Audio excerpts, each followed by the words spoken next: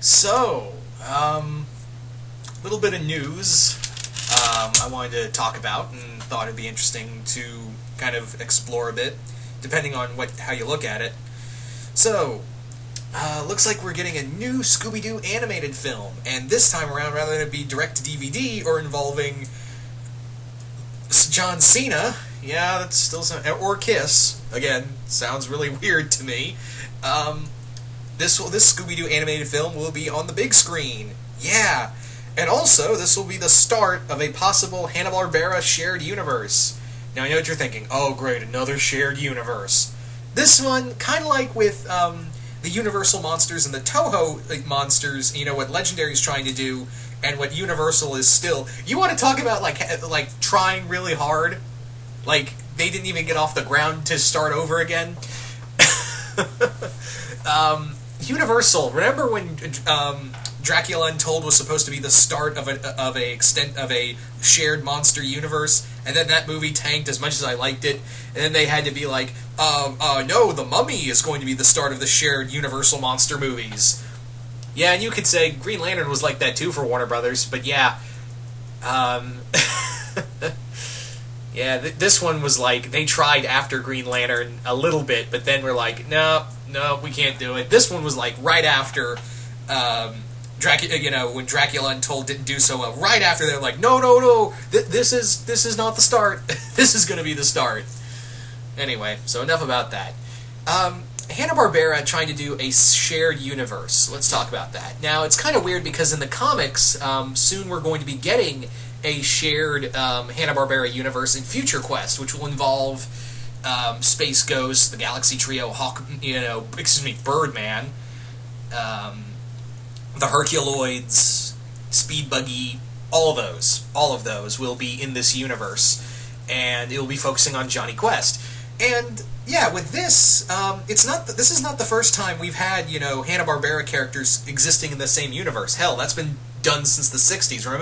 Remember Yogi Bear and Friends? That was a thing. And, you know, Scooby-Doo's crossed over with Hanna-Barbera properties before. Hell, he's even teamed up with Batman once or twice. So yeah, this is nothing new.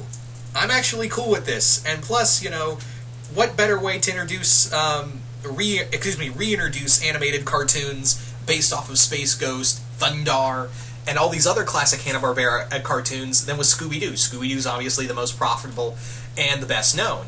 And plus, this means animated films. Not live action, animated films focusing on these classic characters. So imagine a new animated Space Ghost film. It probably won't be like the Joe Kelly comic, mind you, but it'd still be pretty cool. Yeah. So, that's kind of my thing, is that, you know, even though, yeah, you know, we're getting another Scooby-Doo movie, because, yeah, it didn't work the first two times, did it? And the animated films I actually kind of like Frank and Creepy. It's an interesting take, and of course, Scooby-Doo Mystery Incorporated was spectacular. If anything, I would have loved to see that crossover with Gravity Falls. I'm going off topic. So that's kind of my thing, is that, you know, this will lead into, you know, a possibility of a Johnny Quest animated film, a Thundar animated film, a Space Ghost animated film, Galaxy Trio, the Herculoids, all of those great cartoons getting animated films, and they'll all exist in the same universe. I'm cool with that, because that's been done before. So, yeah, if that means we can have... I like Scooby-Doo. I wouldn't say I'm a fan of Scooby-Doo, really. I wouldn't say, you know, oh my god, Scooby-Doo, yeah, big fan. I mean, I like it, but I've never been like, fuck yeah, Scooby-Doo. I've been more like, oh, Scooby-Doo. Of course, that doesn't include Mystery Incorporated, because goddamn, that was a beautiful show. Anyway, what did I want to say about this? There was something else I wanted to mention.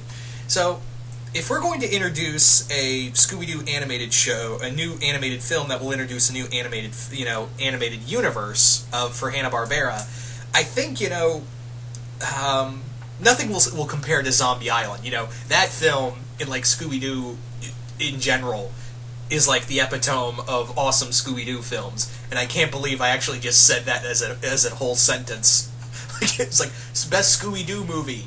Zombie Island's like a badass movie, and even this movie, it's probably going to be for kids.